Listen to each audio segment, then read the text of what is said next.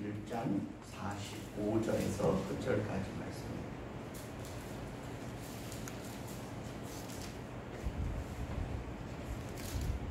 다 찾으셨으면 약간 느린 속도로, 권사님 읽는 속도로 같이 공부하도록 하겠습니다. 아직 못 찾으셨어요. 41장 45절.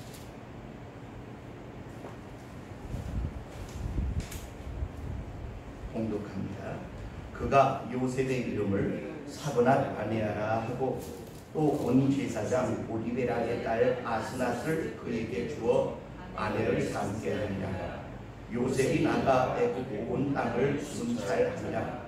요셉이 애굽 왕 바로 앞에 설 때에 30세라.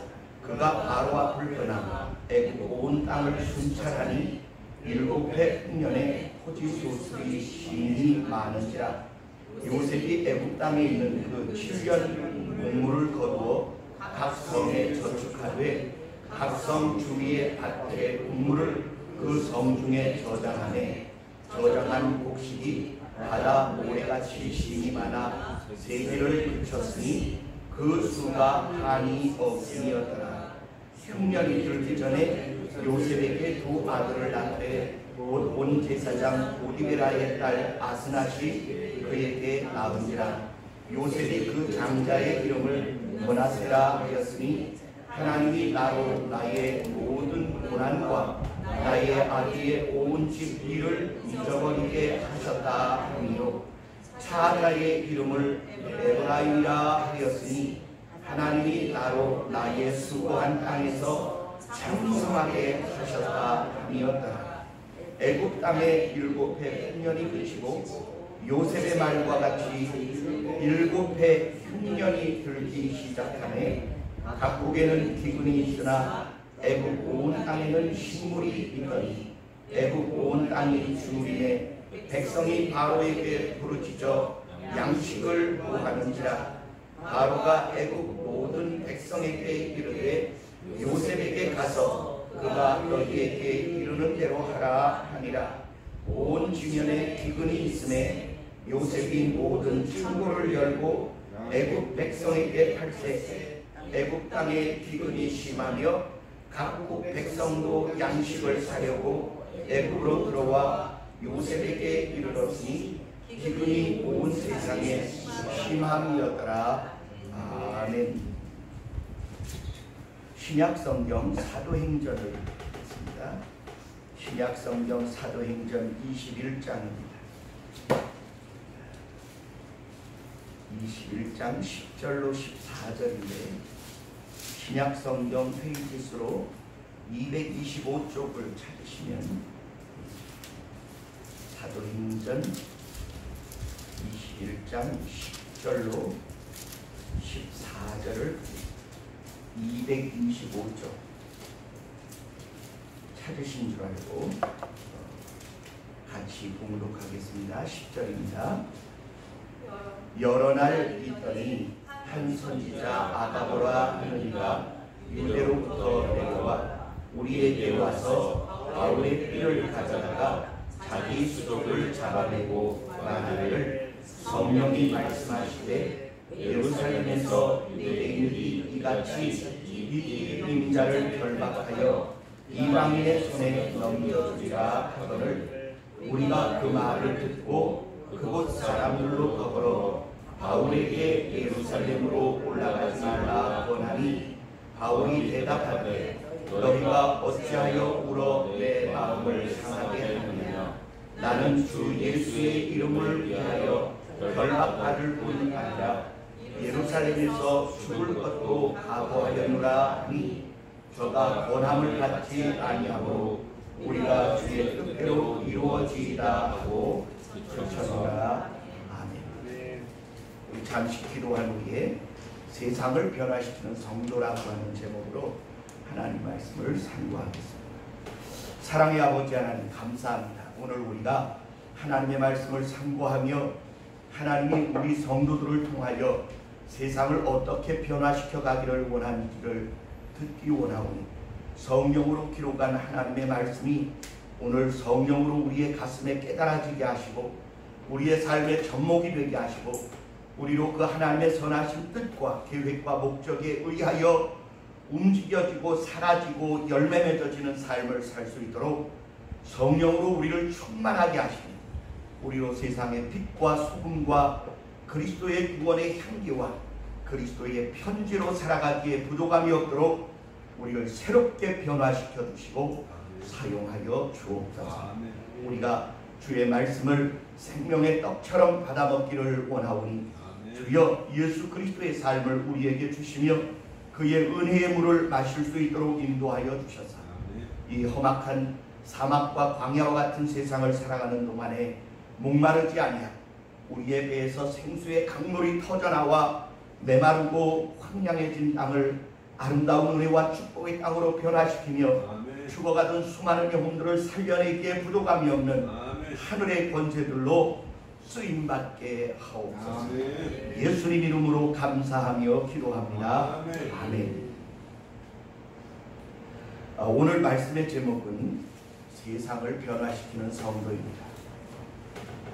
6.25 때 한국에 참전했던 미국 상인용사 하나가 이태 전쯤에 저 새 에덴 교회에서 한국으로 초청을 했어요. 근데 이분은 팔다리가 없는 분이에요. 6.25 때 팔다리를 다 잃고 세월을 눈물과 한탄과 원망과 불평으로 살던 사람이 한국 교회의 초청으로 우리나라에 오게 됐어요. 그리고는 서울 시티 타워 이렇게 그 시티 투어 버스를 타고 서울 시내를 쭉 관광을 하고 호텔에서 잠을 자고 그리고 예배에 동참했는데 예배에 동참하고 나서 이렇게 기자가 인터뷰를 했어요. 한국에 와보신 소감이 어떻습니까? 그랬더니 이분이 눈물을 흘리며 말하기를 나는 내 인생이 정말로 한없이 누추하고 초라하고 보잘것없이 느껴졌는데 한국에 와서 보고 내가 수고하고 팔다리를 잃어버린 전쟁을 통하여 대한민국이라는 나라가 이렇게 발전된 걸 보니까 내 삶이 헛되지 않아. 정말로 내 삶이 헛되지 않은 것을 그러면서 감격해하고 감사해야 했다고. 물론 뭐 여러 가지 정황들이 있을 수 있겠지만 이 노병의 생각은 왜 나 같은 사람이 알지도 못하는 나라 얼굴도 모르는 나라의 자유를 위하여 팔다리를 다 잃어버리고 이렇게 남의 손에 의하여 죽지 못해 사는 삶을 살 수밖에 없게 됐는가, 그 일에 대하여 무수히 한숨을 쉬고 한탄하고 정말로 자유를 위하여 평화를 위하여 싸운다는 것이 이런 값을 지불해야 할 것이냐라고 탄식했지만 그가 한국의 발전된 그 양상을 보고 정말로 자유를 위하여 싸운 일이 헛되지 않은 가치가 있다는 것을 깨닫고 한없이 보람스러워하고 기쁨으로 돌아갔다는 걸 이야기했습니다. 여러분, 성도가 세상을 사는 동안에 우리가 이 한 삶을 살면서 무엇을 위하여, 어떤 가치를 위하여, 무슨 목적을 위하여 어떻게 사느냐가 그 사람의 귀중한 가치를 결정하게 됩니다. 오늘 성경 본문에는 요셉의 이야기가 나와요. 꿈을 꾸고 형제들에게 미움을 당하고 왕따를 당하다가 죽임을 당할 뻔했다가 노예로 팔려간 것이 한없이 억울하고 속상한 사건이었지만 하나님이 그와 동행하심으로 그의 삶을 형통케 하시고 그 애국 왕 친위 대장의 보디발의 집에 노예로 팔려가서 그 집안의 일을 맡아 하는 동안에 그가 맡아 하는 일들마다 하나님이 함께 하시는 것을 그 보디발이 봐요. 아, 저것이 노예이기는 하지만 보통 예사 사람은 아니로구나. 그렇게 깨달아서 그가 많은 일들을 맡기다가 나중에는 자기 아내를 빼고는 그 집안에 있는 모든 재반 사유를 다 그에게 맡겨 총리를 하게 합니다. 가정 총무를 삼았어요. 근데 이 집이 작은 집이 아니에요. 왕의 신하들을 가두는 감옥이 있는 거대한 저택에 모든 재반 사물을 다 볼 수 있게 되었어요. 그런데 시험이 왔어요. 억울하게 누명을 쓰고 감옥에 들어가게 됩니다. 우리가 만약에 요셉의 입장이라면 하나님 이거 너무 하시는 거 아닙니까? 형제들에게 미움을 받고 노예로 팔린 것도 모자라서 이제는 지지도 않은 누명을 쓰고 감옥에 들어가는 이 사건을 하나님 도대체 어찌하시려고 날 이렇게 괴롭히시는 겁니까? 그렇게 말할 수 있어요. 근데 성경은 요셉이 그 어떤 말도 하나님에게 원망하거나 불평한다는 내용이 기록되지 않았어요.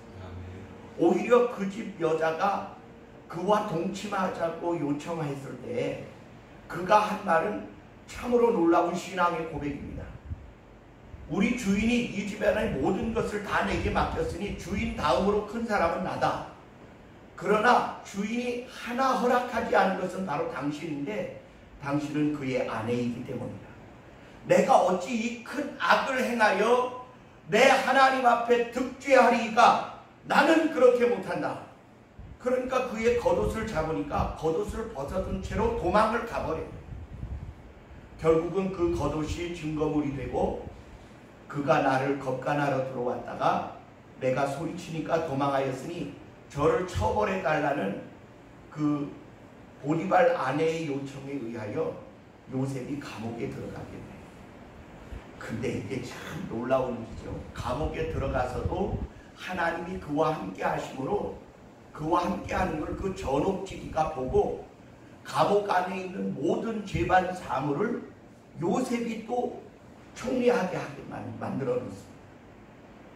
그러니 여러분, 우리가 성경을 읽을 때 그냥 옛날 얘기 읽는 것처럼 쭉 읽어 나갈 수 있지만 하나님이 자기의 기뻐하는 자와 어떻게 동행하시는 것인가를 우리는 좀 깊이 살펴봐야 할 필요가 있어요. 그를 애굽의 노예로 팔아버린 사건은 그가 자기 발로 스스로 애굽에 유학을 올 일이 없습니다. 하나님이 그를 애굽에 유학하게 하기 위하여 노예가 되게 하셨고 노예가 된 중에도 장래에 국무총리를 하게 되어질 사건을 준비케 하기 위하여 노예 중에서도 가정총무의 일을 보게 했어요. 뿐만 아니라 억울함을 당한 무리들 사이에 감옥에 들어가서도 감옥 내에 있는 각계각층의 인간들을 만나게 하시고 그리고 애굽의 높은 고관 대작들과 궁중의 업무들이 어떻게 돌아가는지를 배우게 했어요. 그리고 나서 바로 왕의 꿈을 해석하게 하십니다. 그러자 바로 왕이 그 히브리 소년을 데려와라. 내가 꾼 꿈을 해석하는 자가 이렇게 없느냐? 그래 요셉이 들어오게 되었는데 요셉의 태도가 참 우리가 주의해 봐야 할 필요가 있습니다. 첫째, 주저하지 않았어요. 머뭇거리지도 않았어요. 그는 두려워하지도 않고 염려하지도 않고 바로 왕 앞에 의연하게 섭니다. 그리고는 말하기를 왕이시여 왕의 꿈에 대하여는 그 해석이 하나님께 있사오니 내게 꿈을 말씀하시면 하나님께서 그 꿈의 해석을 보이시리이다. 그러자 왕이 꿈을 이야기해요. 그러자 요셉이요 지체치 않고 꿈을 해석합니다. 왕의 꿈은 두 가지 꿈이지만 결국은 한 가지를 두 가지로 보여주신 것을 보니까 급하게 이루실 일인 줄 믿습니다. 이 나라에 7년 동안 풍년이 있다가 후에는 7년의 연이은 흉년이 있으리니 그렇게 되면 나라가 다 망하게 되리이다.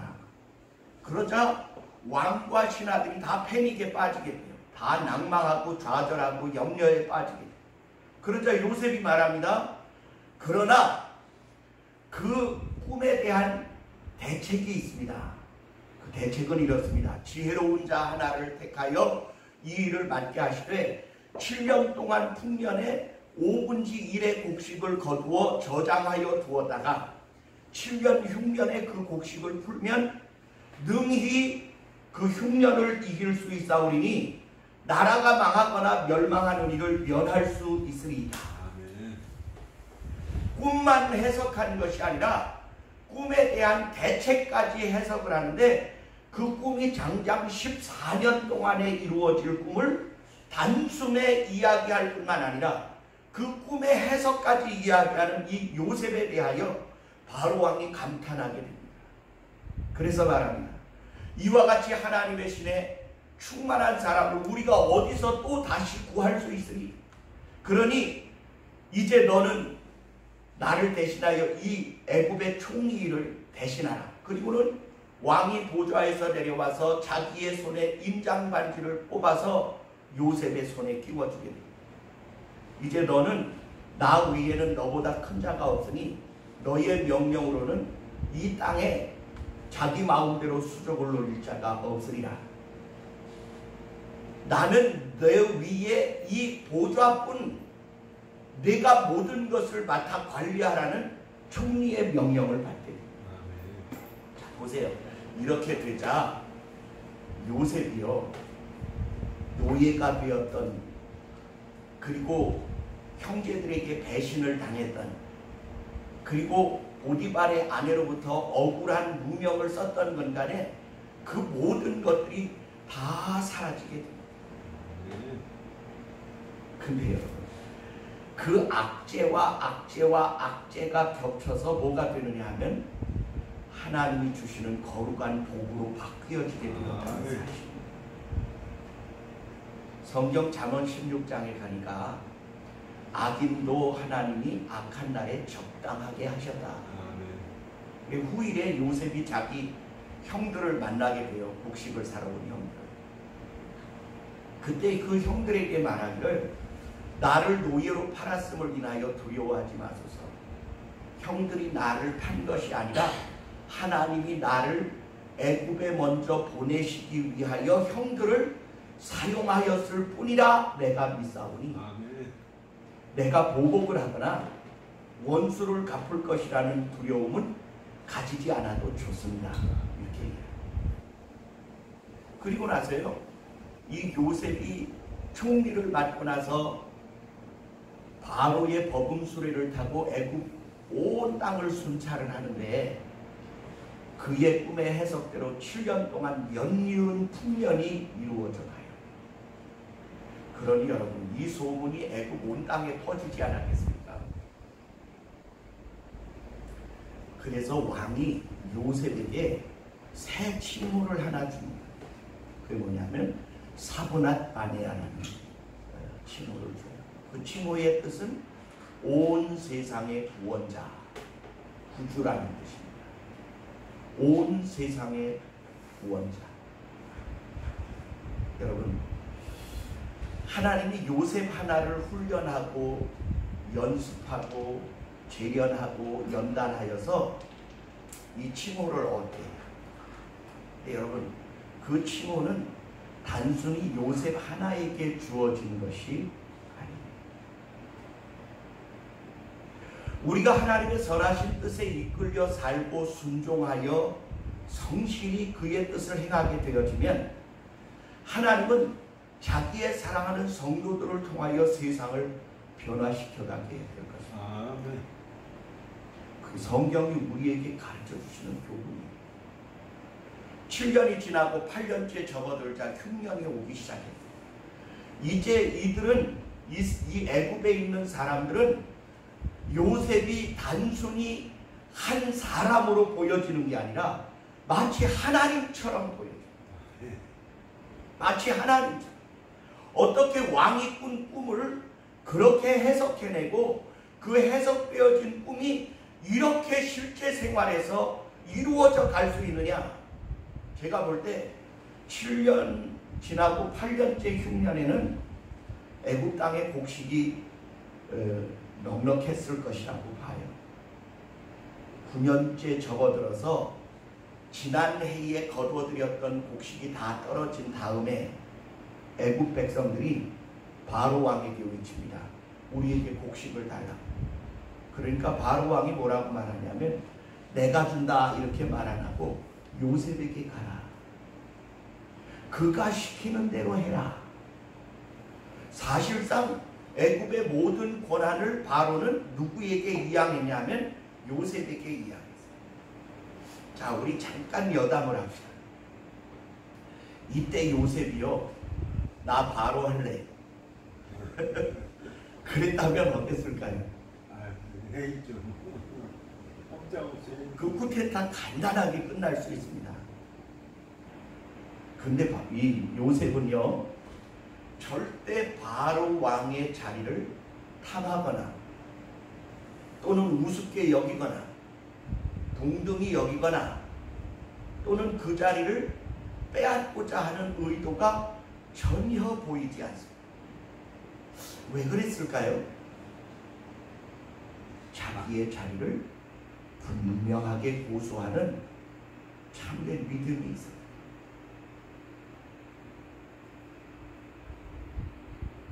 오케스트라의 가장 구하기 어려운 악기 연주자가 하나 있대요. 그 악기 연주는 바이올린이 4명이 있어야 되는데 주 1번 바이올린 주자는 많이 요청을 하지만 2번 바이올린 주자는 구하기가 어렵답니다. 왜냐하면 2번 바이올린 주자는 1번 바이올린 만큼 능력과 그 특별한 재능이 있어야 됩니다. 그런데 내가 이 실력으로 왜 2번 주자냐? 그래서 아무도 2번 바이올린을 하려고 하지 않는다. 그래서 제일 구하기 어려운 바이올린 주자가 2번 바이올린. 네, 실력이. 한번 제가 질문을 할게요. 여러분, 대통령 말고 국무총리 정도로 만족하실 만한 사람을 찾는다면 몇 명이나 구할 수 있을까요? 별로 없다는 거예요. 아니, 내가 국무총리 할 정도면 대통령 하지 왜 국무총리라고 그렇게 얘기를 한다는 거예요. 한국 교회에 아주 나쁜 악습이 있습니다. 그래서 교회마다 그 지방회나 상급기관에서 정해놓은 룰이 있어요. 부목사는 그 교회에 담임 목사가 될 수 없다라는 조항을 넣었어요. 왜냐하면 부목사는 꼭 기회만 되면 담임 목사직을 노리게 되기 때문에 그 나쁜 악습을 없애기 위하여 조항을 그렇게 넣었다는 거예요. 아이고, 부끄러운 내용. 그런데 말이에요, 미국 교회에는요, 담임 목사 하나에 부목사가 10명일 수도 있고 20명일 수도 있고 3명일 수도 있고 1명일 수도 있어요. 그런데 이 미국 교회의 부목사님들은 철두철미하게 담임 목사의 명령과 그 목회 지도에 100% 순종한다는 거예요. 그리고 담임 목사가 잘못하는 일에 대하여 절대로 입을 열지 않는다는 거예요. 이유가 뭔지 아세요? 성부 하나님, 성자 하나님, 성령 하나님은 한 하나님이시고 삼위일체의 하나님이시지만 성자 예수 그리스도가 십자가에 달려 우리를 대신하여 피 흘려 말할 수 없는 고난을 당하신 사건에 대하여 자기의 고난을 앞장 세우시지 않으신다는 거예요. 그래서 주님은 말씀하시기를 마지막 날에 대하여 나도 모르고 천사들도 모르고 아버지만 아신다고 아버지를 높였어요. 두 번째로는 나를 회방하면 사함을 얻겠지만 내 뒤에 오시는 성령을 회방하는 자는 영영이 사하심을 얻지 못하리라. 아멘. 그래서 예수 그리스도는 삼위 하나님의 한 분으로서도 자기를 비어 종의 형체를 가져 사람들과 같이 우리 가운데 오셨다고 말합니다. 저는 여러분 에덴 동산의 선악과는 왜 필요했느냐 하면 하나님과 사람의 이 관계 가운데 하나님이 사람의 위에 계신 분임을 인정하고 존중하는 질서와 순서를 가름하는 차이라는 거예요. 그런데 그 선악과를 따먹는다는 말은 하나님과 같아지려 하는 사탄의 속성을 가진다는 뜻이 되어지는 거예요. 그래 이게 반역이 되어져요. 요셉의 위대함은 어디에 있느냐 하면 온 백성의 마음이 자기에게 다 집중되어 있고 자기를 하나님처럼 쳐다보는 가운데 있고, 또한 바로도 자기에게 무슨 칭호를 주느냐 하면 온 세상의 구원자다라는 칭호를 주었을지라도 요셉은 바로 왕의 자리를 탐하지 않았다는 사실입니다.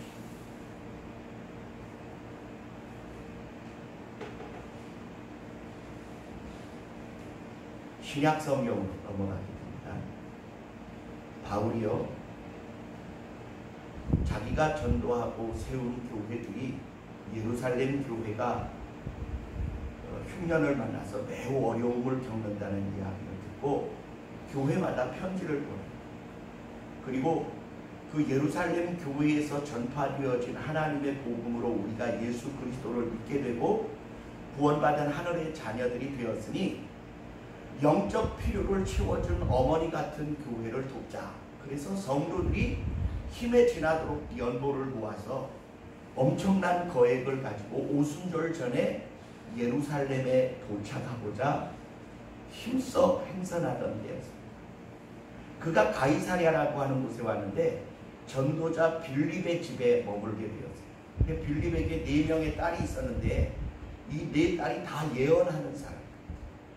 그 중에 하나인 아가보라 하는 사람이 예루살렘으로부터 내려오더니 바울의 띠를 가져다가 자기의 손과 발을 이렇게 묶더니 말하기를, 이 띠의 인자가 예루살렘에 올라가면 이와 같이 환난과 결박을 당하게 되고 이방인에게 끌려가게 될 것이라고 예언하게 됩니다.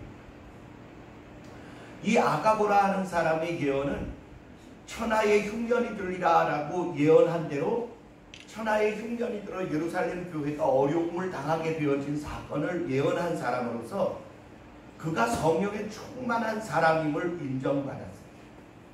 그러니까 바울과 같이 가던 사람들과 바울에게 말씀을 듣기 위하여 빌립의 집에 모였던 사람들이 이구동성으로 말하기를, 바울이여 예루살렘에 올라가지 마시지요. 환난과 결박이 기다린다 하고 이방인에게 넘겨진다 하니 올라가지 마시죠. 바울을 아끼고 사랑하는 여성도들은 막 웁니다. 복음을 증거하기 위하여 그토록 애쓰고 수고하고 매를 맞고 돌을 맞았던 당신이 이제 예루살렘에 올라가서 또 그와 같은 일을 당한다는 걸 우리가 감당할 수 없으니 가지 마시지요. 그랬더니 바울이 말하기를, 어찌하여 울어 내 마음을 상하게 하느냐. 내가 예루살렘에 올라가는 이 일은 예수 그리스도와 복음을 증거함에 있어서는 내 생명을 하나도 아까운 것으로 여기지 아니하고 환난과 결박뿐 아니라 죽을 것도 각오하였노라. 그러니 나는 기어이 올라가겠다, 그 말입니다. 그러자 강권하여 권면하던 모든 이들이 바울의 완강한 그 거절을 통하여 주의 뜻대로 이루어지기를 원합니다. 그리고 더 이상 그를 권면하지 않았다는 내용이 나옵니다. 여러분, 바울이 이때 예루살렘에 올라가서 결박을 당해요. 죄인 아닌 죄수가 돼서 로마 군인들의 감옥에 갇혀지게 됩니다. 그리고 그 사건을 통하여 로마로 호송되어져 가는 사건이 나타나게 돼요. 이게 사도행전에 자세히 기록돼요. 근데 보세요. 세계 최강의 국가가 로마 아니었습니까? 당시에. 그런데 세계 역사가들이나 서양사를 연구하는 사람들은요, 그 강력한 로마가 토호들에게 무너진 게 아니라 바울이 가져가는 복음에 굴복하게 되었다라고 말합니다. 이유가 왠지 아세요? 이 세상에 가장 단단한 강철검으로 무장되어진 로마 군인들의 그 군사력에 의하여 로마가 유지된 것 같았는데, 부드러운 사랑의 복음을 증거하러 간 바울의 복음이 로마를 기독교 국가로 바꿔놓습니다. 약 300년 지난 뒤 로마의 바울이 증거한 복음이 전파되어지면서 예수 믿는 사람들이 카타콤으로 피신하게 되어지고, 그곳에서 순결하고 신실한 믿음 생활을 하는 그들이 하나님을 경외하며 세상 사람들로부터 칭찬을 받다가 로마의 고관 대작들이 자기의 아들들을 장가 보내야 되겠는데, 세상에 로마 여자들은 쓸데가 없는 거예요. 고관 대작의 딸들로부터 하층민에 이르기까지 성적으로 그야말로 걸레가 되어진 여자를 며느리로 맞아들이고 싶지 않았던 거예요. 그래서 카타콤으로 피신해 있던 기독교 여자들을 잡아다가 자기 아들들의 아내로, 자기들의 며느리로 삼기 시작한 이 사건이, 여자들이 자기가 낳은 그 자녀들에게 복음을 가르치고 하나님과 예수 그리스도의 사랑에 대한 은혜를 선포하게 되어지면서부터 나라가 바뀌어지거든요. 그리고 나서 313년 콘스탄틴이 기독교인으로 개종하게 되어지고 복음이 로마를 점령하기 시작하게 되어집니다. 저는 이 사건에 대하여 여러분에게 이렇게 권합니다.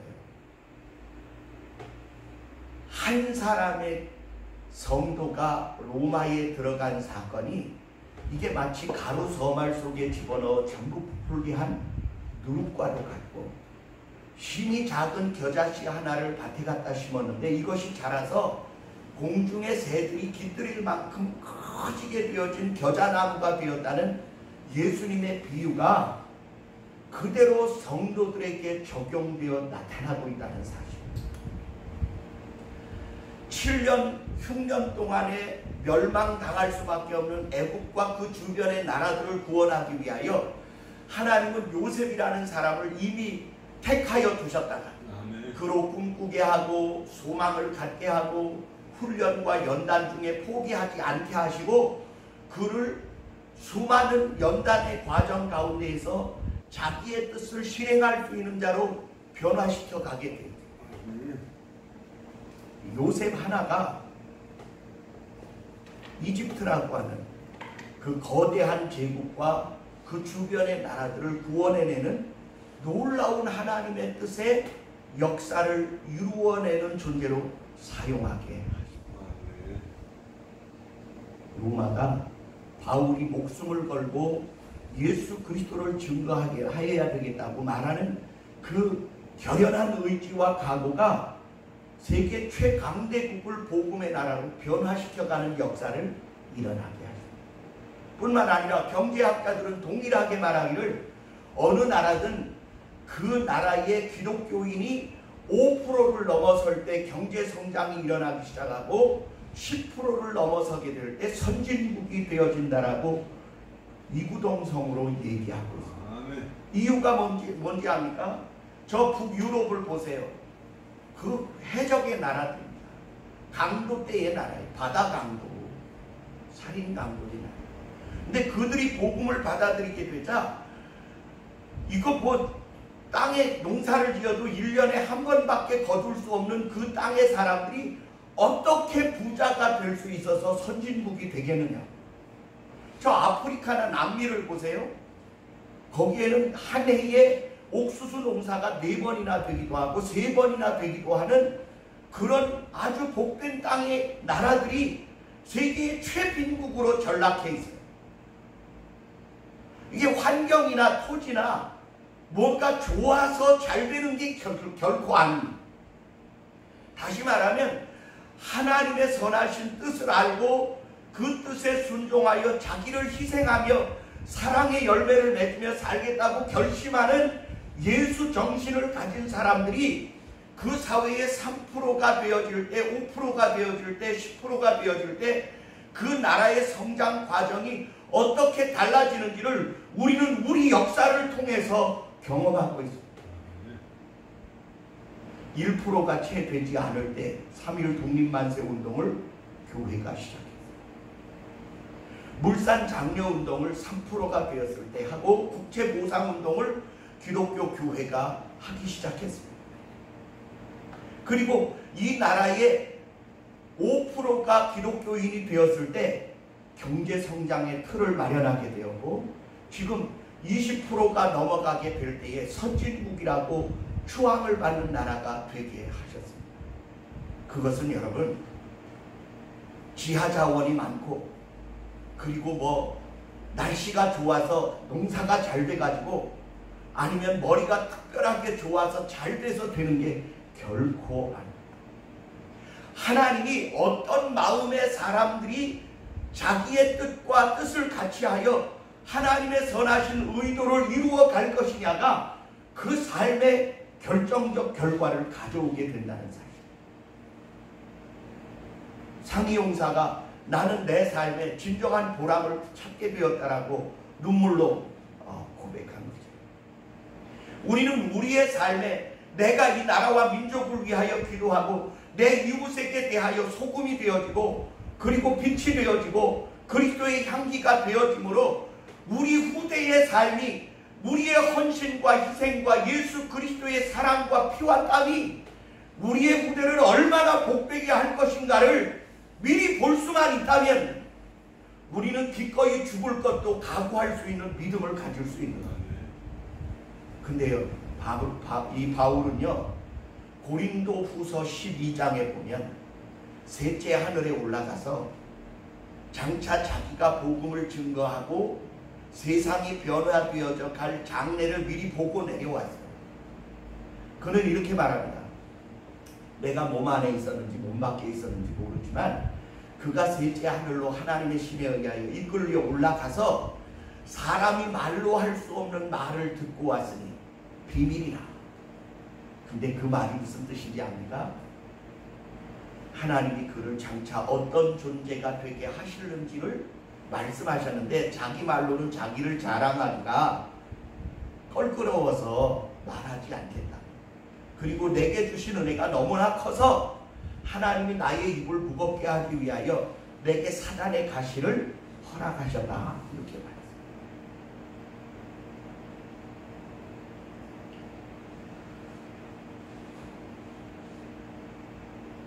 지난주 금요일에 율푸른 병원에 가서 이런 설교를 했어요. 지금의 식물학자들은 한 가지 식물에서 여러 가지 열매가 달리는 것을 연구하고 있어요. 여러분 토메이토 알죠? 위에는 토마토가 달리고 밑에는 감자가 달리는 식물을 실제로 만들었어요. 이게 대중화되지 않았어요. 한 10여 년 전에 어린이 미술대회에 대상을 받은 작품이 하나 있어요. 어린아이가 그린 그림인데 나무 한 그루를 이렇게 커다랗게 그려놓고 거기에 달린 열매들이 별하별 열매가 다 달려요. 열매란 열매는 다 달려요. 수박, 오이, 호박, 사과, 배, 포도, 복숭아, 바나나, 파인애플 이런 게 쫙 달리는 이런 나무를 그려놓고 제목을 꿈나무라고 해요. 꿈 같은 나무. 근데 이와 비슷한 나무가 천국에 있어요.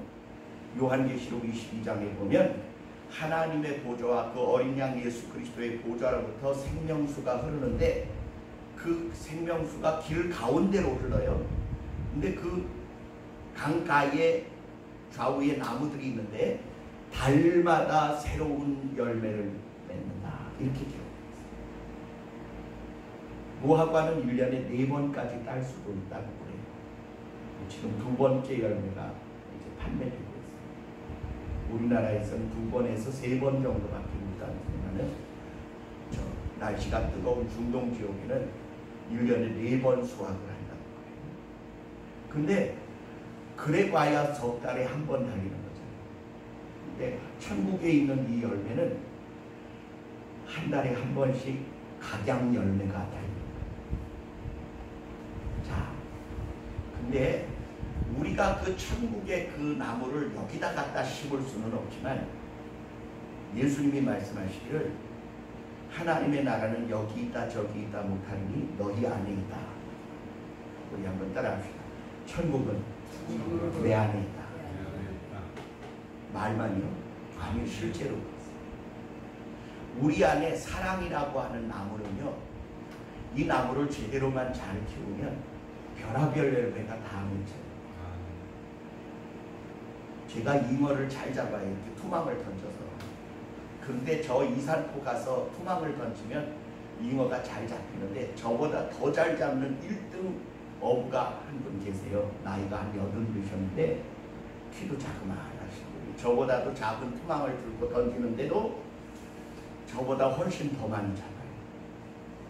제가 물어봤어요. 어르신, 그 잉어 그렇게 많이 잡아다 다 뭐해요? 다 나눠주지. 얼마 받고? 돈 안 받아. 예? 그럼 손해나잖아요. 아니야, 손해 안 나. 가르쳐줘요. 어떻게 하는 건데요? 그러니까 이분이 얘기하기를 이렇게 잡아서 주변 사람들에게 다 나눠줘요. 이분이 잉어를 잘 잡는 걸 알고 이웃 동네에서까지도 그 어르신을 만나면 어르신, 요번에 잉어 나면 우리 한 마리 줘요. 아들 봐주게, 며느리 봐주게 이렇게 해서 그렇게 부탁받았던 걸 다 나눠준 잉어를. 돈을 받느냐 안 받아요. 파느냐 안 팔아요. 근데 희한하게 그렇게 나눠주고 나면 1년 내내 잉어가 소가 돼서 오고 돼지가 돼서 오고 닭이 돼서 오고 계란이 돼서 오고 신발이 돼서 오고 양말이 돼서 오고 속옷이 돼서 오고 과일이 돼서 온다. 고마운 사람들이 때마다 시마다 선물을 그렇게 갖다 줍니다. 좀 이제 눈치를 채셨어요?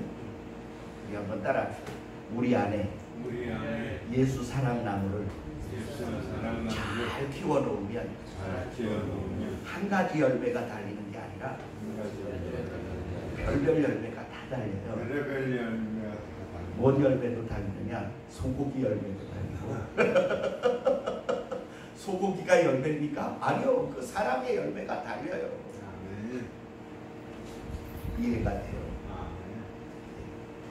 우리가 진짜 예수 마음을 품고 하나님의 손에 의하여 쓰임받기를 사모하고 내 삶을 그분의 손에 위탁하면 하나님이 요셉을 들어 훈련하시고 연단하셔서 사용하셔서 온 세상을 구원해내는 구원자가 되게도 하시고 바울이 자기의 삶을 하나님 앞에 드려 복음을 위한 헌신자와 희생자가 되기로 작정하자 하나님은 그를 역사에 빛나는 존재로 사용하십니다.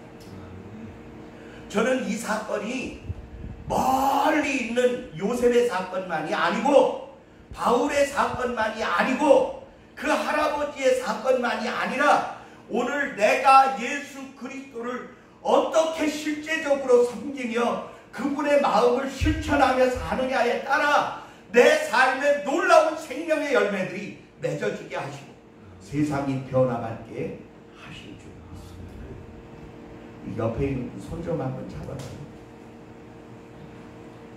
손 좀 잡아봐요. 어머니 손 좀 잡아요. 사랑합시다. 기도하겠습니다. 사랑의 주님, 하나님이 성도를 불러 훈련하시고 연단하시고 재련하시고 고난과 환난과 역경의 과정을 겹치게 하시는 것은 하나님이 사용하시기를 원하시는 거룩하고 아름다운 사업에 쓰시기 위함인 줄 믿습니다. 오늘 우리가 주님의 손 안에 있사오니 나의 뜻대로 마시고 주의 원하시는 뜻대로 나를 사용하여 주옵소서. 내 삶에 하나님의 말씀이 내 삶의 목표가 되게 하시고 방법이 되게 하시고 순종이 되어지게 도와주셔서 하나님 원하시는 그 아름다운 열매들이 우리의 삶에 빈틈없이 맺어지는 역사 나타나게 하여 주옵소서. 하나님은 성도를 통하여 세상을 변화시키기를 원하시고 그리스도의 남은 고난을 우리의 육체에 채울 것을 명하셨사오니 주여 서로 짐을 짐으로 그리스도의 법을 성취하게 하시고 하나님의 거룩한 나라가 우리의 삶을 통하여 이루어지는 역사를 보게 하시며 경험하게 하시고 보람을 누리게 하여 주옵소서. 예수님 이름으로 축복하며 간절히 기도합니다. 아멘. 우리 시간에 3분 동안만 주님 내 삶이 정말 하나님의 선하신 뜻에 의하여 쓰임받아질 수 있게 하옵소서. 우리 통성으로 기도합니다. 주여 주여 주여 사랑과 우리가 충만하신 나의 아버지 하나님 참으로 예수 그리스도의 낮아지고 내 채찍질 당하며 십자가에 모질게 피 흘려 죽으신 것은 영원한 멸망과 저주로 가던 우리를 하늘의 백성 삼으시며 사단이 주관하고 다스리는 세상을 변화시키고 죽어가는 영혼들을 살려내게 하기 위한 불을 주십니다.